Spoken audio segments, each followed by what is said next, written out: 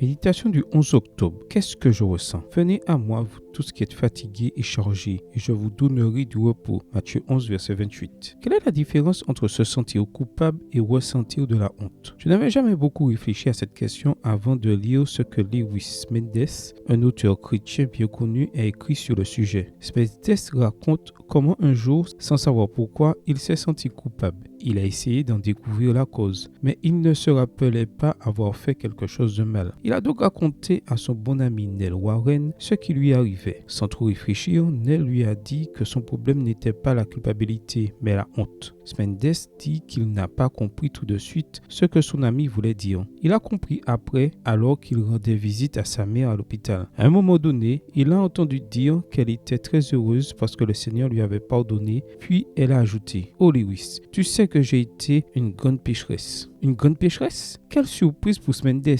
Toute sa vie, cette femme s'était battue seule en faisant des ménages pour élever 5 enfants. Pourquoi disait-elle une telle chose? Puis Lewis s'est souvenu des paroles de Neil Warren et a pensé: ce que ma mère ressent n'est pas de la culpabilité, mais de la honte. Toute sa vie, sa mère a cru qu'elle n'était pas assez bonne en tant que mère ou en tant que chrétienne. Le sentiment de ne pas être assez bonne était pour elle la même chose qu'être mauvaise, a écrit Mendes.